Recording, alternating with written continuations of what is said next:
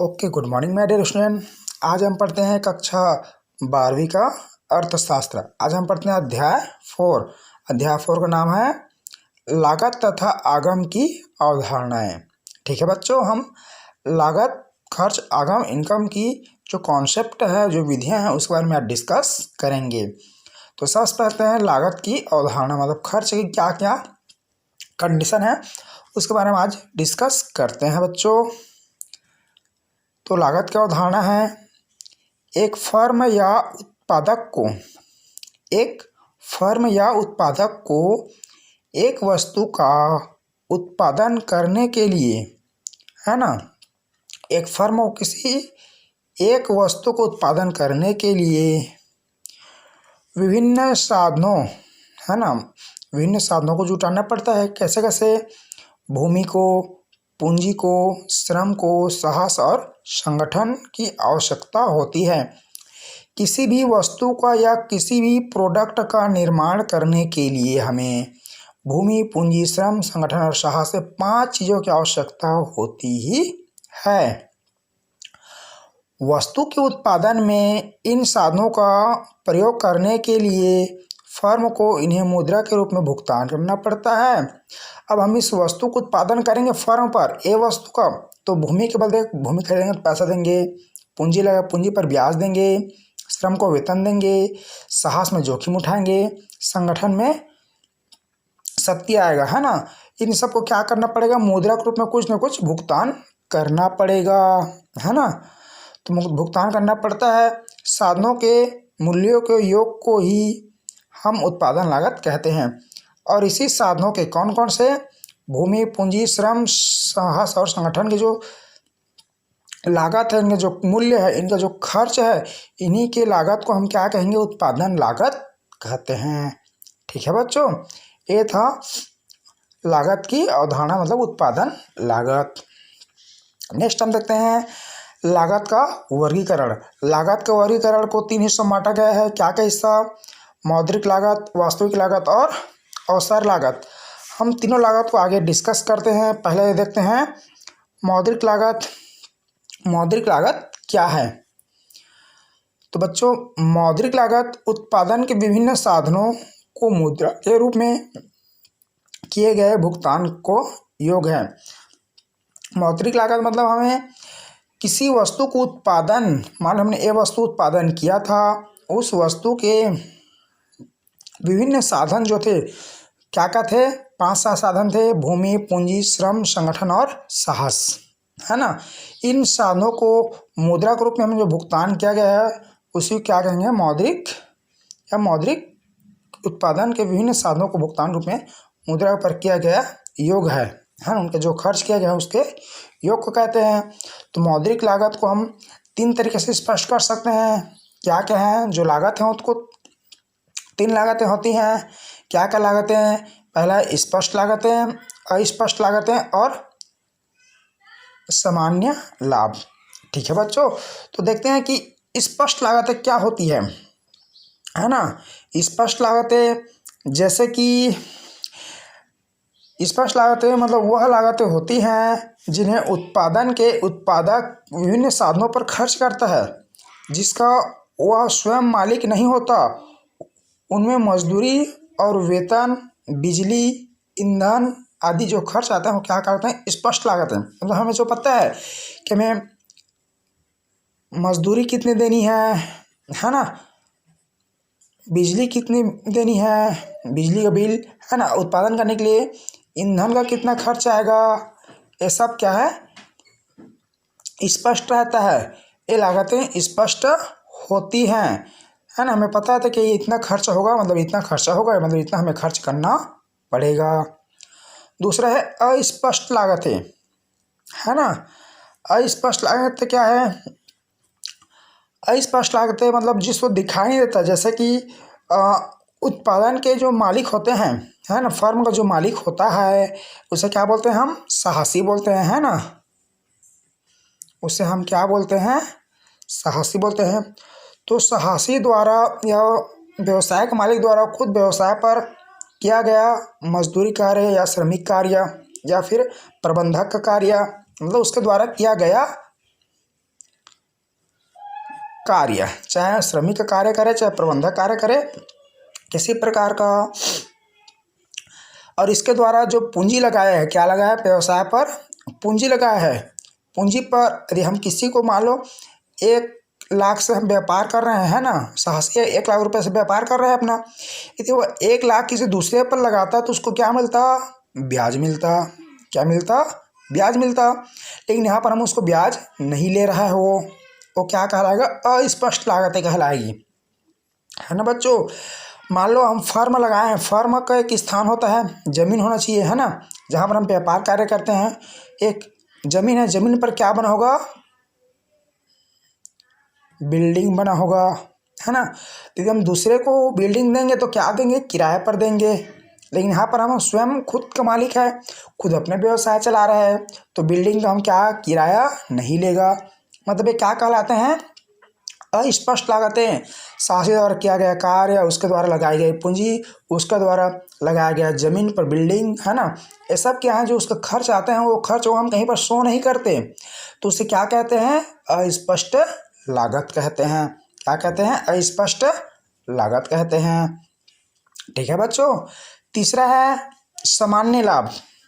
सामान्य लाभ क्या है, सामान्य लाभ साहसी का वह न्यूनतम लाभ होता है जिसके लिए प्राप्त करने के लिए वह आशा करता है, वह व्यवसाय में लाभ हानि के जोखिम उठाता है। मतलब किसी व्यवसाय पर लाभ प्राप्त करने के लिए 5 साधन जुटाता है। कौन कौन, भूमि, पूंजी, श्रम, संगठन और साहस, पांचों को जुटाता है।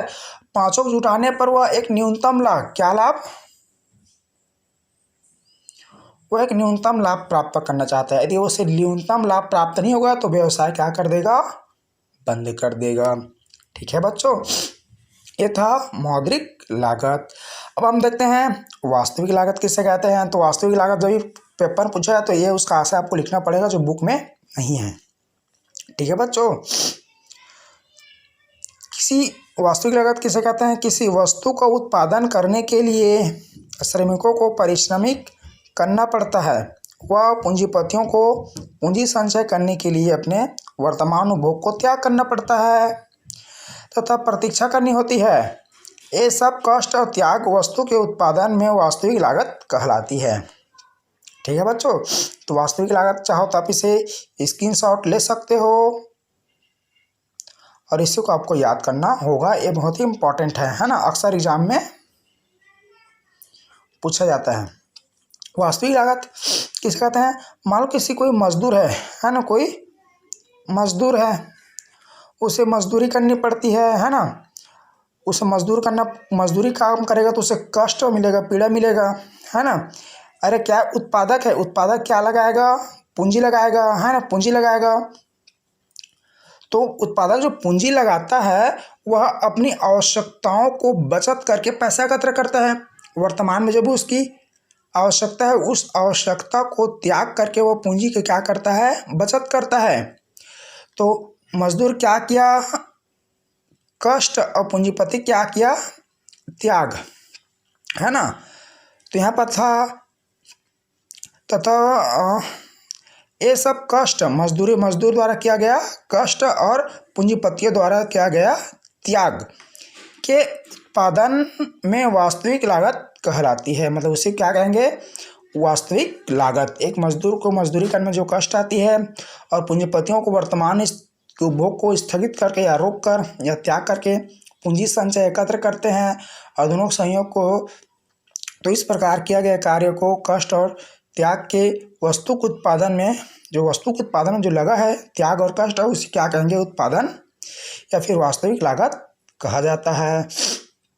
ठीक है बच्चों, ये थे वास्तविक लागत। मान लो एग्जाम्पल के लिए लेते हैं ठोक, मैं आपको एग्जाम्पल बताता हूँ कि कुर्सी बनाने के लिए, है ना, श्रमिकों को कहाँ जाना पड़ेगा, जंगल जाना पड़ेगा। कहाँ जाना पड़ेगा, जंगल जाना पड़ेगा। जंगल से वो लकड़ी काट कर लाएंगे घर में, फिर उस लकड़ी को आरे मिल से क्या करेंगे, कटाई करेंगे। कटाई के बाद क्या करेंगे, उसको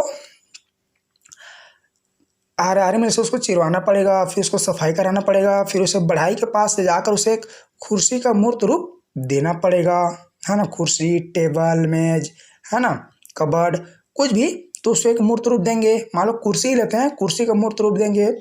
अब कुर्सी का मूर्त रूप तो दे दिए, बढ़ाई मेहनत किया है ना, अब फिर उसे अब पढ़ाई तो बेच नहीं पाएगा, फिर उसे एक व्यापारी उसे क्रय करेगा, है ना, और उसे अपने कारखाने में या फिर लकड़ी को स्वयं खरीद सकता है। उद्योगपति अपने मशीन रख सकता है, मशीन से लकड़ी से कुर्सी बना सकता है ना। और फिर वो क्या करेगा, उस कुर्सी को बनाने के लिए एक कारखाना रखेगा, कारखाने पे श्रमिक लगाएगा, साहस जुटाएगा, भूमि लगाएगा, पूंजी लगाएगा, और उसके बाद वो उस वस्तु को बेचेगा। तो मजदूर द्वारा, श्रमिक द्वारा जंगल से लाया गया लकड़ी, बढ़ई के द्वारा बनाया गया मेहनत, और पूंजीपतियों द्वारा लगाया गया पैसा, इनके जो ये तीनों उत्पादन लागत में आते हैं, है ना, उसे क्या कहेंगे, वास्तविक लागत कहा जाता है। ठीक है बच्चों। तीसरा है अवसर लागत। तीसरा क्या है, अवसर लागत, है ना। तो अवसर लागत किसे कहते हैं, वास्तविक लागत के स्थान पर ही अवसर लागत का निर्धारण किया गया है ना, आधुनिक अर्थशास्त्रियों द्वारा। जैसे कि हम कह सकते हैं अवसर लागत, किसी भी, हमें पता है हम किसी भी, हमारे पास तो संसाधन क्या होते हैं, सीमित है, हमारे पास क्या है, संसाधन सीमित मात्रा में है, और उसका हम वैकल्पिक प्रयोग करते हैं। वैकल्पिक प्रयोग मतलब मान लो लकड़ी है तो उसका हम 3-4 प्रयोग करते हैं, तो वही वैकल्पिक प्रयोग ही से जो उपभोग मिलता है उससे हम क्या बोलते हैं, अवसर लागत। फॉर एग्जांपल ले लेते हैं, मान लीजिए एक ड्राइवर है, मान लीजिए एक क्या है, ड्राइवर है, जिसको ड्राइविंग करने आता है, जैसे उसको टैक्सी चलाना आता है, कार चलाना आता है ना, बुलडोजर चलाना आता है ना, उसको बहुत सारे कार, मोटर कार, है ना, टैक्सी, बुलडोजर, बहुत सारे ट्रैक्टर आदि चलाना उसको आता है। तो मान लीजिए, तो हम किसी एक व्यक्ति की नियुक्ति इन सब काम के लिए हम उसे नहीं कर सकते एक बार में, है ना। उसे किसी एक ही, मान लो बुलडोजर चलाने वाला व्यक्ति है ना, अब उसे हम टैक्सी चलाने के लिए नियुक्त कर रहे हैं, है ना। बुलडोजर चलाने वाला व्यक्ति है, उसको ज़्यादा पेमेंट मिलता है, लेकिन यहाँ पर उसे टैक्सी चलाने के लिए उसे नियुक्त किया जाता है, तो टैक्सी में उसको कम पेमेंट देंगे, है ना। तो मान लीजिए एक साथ उसको हम नियुक्ति नहीं कर सकते हैं, उसकी नियुक्ति टैक्सी ड्राइवर के रूप में की जाती है।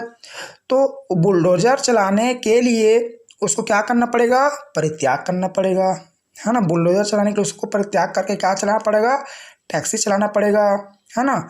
और बुलडोजर चलाने के अवसर के त्याग को ही उसे टैक्सी ड्राइवर की आवश्यकता, है ना, अवसर लागत कहेंगे। मतलब उसे बुलडोजर चलाने के त्याग के अवसर लागत को, है ना, उसे बुलडोजर चलाने के स्थान पर जो टैक्सी चलाता है उसे क्या कहेंगे, अवसर लागत के नाम से स्पष्ट कर सकते हैं, है ना।